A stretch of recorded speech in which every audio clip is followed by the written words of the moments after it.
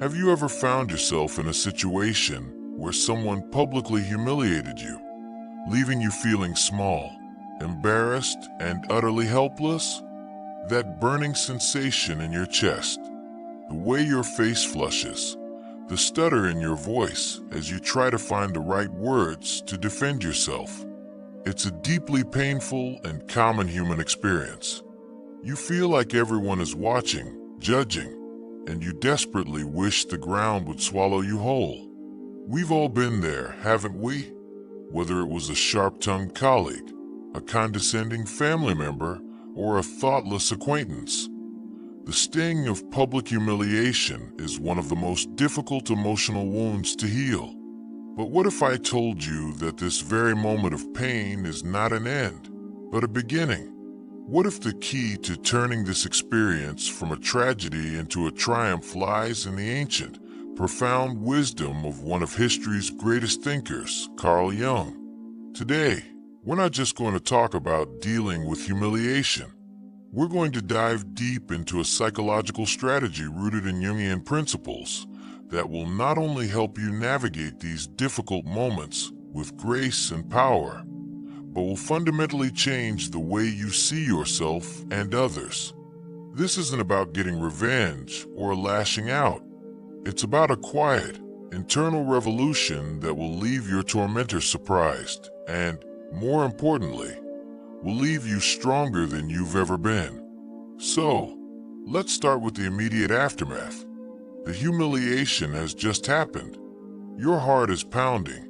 Your mind is racing. The first, and most important, thing you must do is resist the immediate, primal urge to fight back with words. The temptation is to become entangled in a verbal brawl, to try and justify yourself, to prove them wrong. But think about what happens when you do this. You enter their frame, their game. You are now playing by their rules, and they have the home court advantage. They are often practiced in this kind of aggression, and by engaging, you simply give them more fuel. You are essentially validating their attack by showing them that it worked. Instead, let's take a page from Jung's book and turn our attention inward. Jung taught us that the world we see on the outside is often a reflection of the inner world. When someone attacks you, they are not just attacking you. They are projecting their own insecurities, their own shadow onto you. They see something in you that they fear or despise in themselves. The person who calls you out for being disorganized might be terrified of their own lack of control. The person who mocks your ambition might secretly resent their own stagnation. So, the first powerful step is to observe, not react. Imagine you are a scientist studying a strange phenomenon. Your mind is the laboratory. The other person's words are the data. When they say something hurtful, instead of feeling the sting, try to mentally step back and ask, what is this really about? What insecurity or fear is driving this person's behavior? You don't need to say this out loud. This is a private, internal process. You are no longer the victim. You are the observer. This simple shift in perspective is a powerful tool. It separates you from the situation and allows you to reclaim your emotional sovereignty. You are no longer a ping-pong ball being batted around by their aggression. You are the one holding the paddle, choosing whether or not to even enter the game. But the work doesn't stop there. Jung's work also emphasized the power of the persona and the shadow. The persona is the mask we wear for the world, the professional, the friend, the perfect partner. The shadow is everything we hide: our flaws, our insecurities, our darker impulses. Often, the person who humiliates you is operating from a place of deep insecurity, a desperate attempt to shore up their own fragile persona by tearing down yours. They are lashing out from their own shadow self. Understanding this allows you to feel a flicker of something truly unexpected, a kind of detached compassion. This isn't about feeling sorry for them in a condescending way.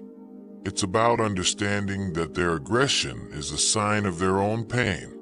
You don't have to forgive them or become their friend, but this understanding strips away their power. The anger and resentment you might feel are replaced by a calm, almost pitying clarity. You see them not as a monster, but as a wounded human being lashing out. So, what do you do in the moment?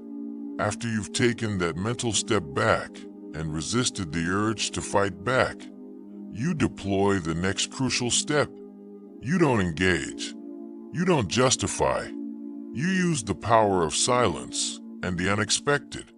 A simple, calm, and slightly detached response is all that is needed. Something like, "Thank you for sharing that," or "I'll consider that," said with an even tone and without any hint of emotion, can completely disarm them. They were expecting a fight. They were expecting you to get flustered. Instead, you've given them a brick wall. There's nothing to push against. Their words hang in the air, falling flat. The humiliation is no longer a public spectacle. It's a clumsy, failed attempt at one. This is the power of the Jungian approach. It's not about winning a battle of words. It's about refusing to enter the battle at all. You are operating on a different plane of existence. While they are playing a game of emotional tennis, you are sitting in a comfortable chair, sipping tea, and watching the game from a distance. But the most profound transformation happens after the event. The humiliation, while painful, is a gift. Jung believed that our greatest growth comes from confronting our own shadow. When someone attacks you, they often hit on a point of vulnerability that you yourself might be secretly ashamed of. Maybe they called you out for a mistake you're still beating yourself up for. Maybe their words touched on a deep-seated fear of not being good enough. This is your opportunity. Instead of just brushing it off, take a quiet moment later to reflect. Ask yourself, is there a grain of truth in what they said? Not to validate their cruelty, but to confront your own insecurities. Was there a mistake I made that I need to learn from? Is there a part of myself I'm trying to hide? By looking honestly at these things, you take away the power they have over you. You are no longer afraid of someone else pointing them out because you have already looked at them, accepted them, and are working on them. You are integrating your shadow. This process of self-reflection and integration is the true antidote to humiliation. When you own your imperfections, when you acknowledge your flaws, the arrows of others lose their poison. A person who is secure in their own skin cannot be easily shamed. Why? Because they are not living a lie. They are not hiding anything. They have made peace with their own humanity. So, the next time someone tries to humiliate you, remember this three-step process. First, in the moment, observe and detach. See their attack for what it is, a projection of their own pain. Second, use the power of the unexpected. A calm, measured, and detached response will completely disarm them. And third, and most importantly, use the experience as a catalyst for growth. Go inward, reflect on the words that stung the most, and ask yourself what they reveal about your own insecurities. This is the path of the wise. This is the path of Carl Jung. It's not about winning an argument or having the last word. It's about winning the most important battle of all, the battle for your own self-worth and inner peace. By doing this, you'll not only surprise your tormentor, but you'll surprise yourself with a newfound strength and resilience that no one can ever take away from you.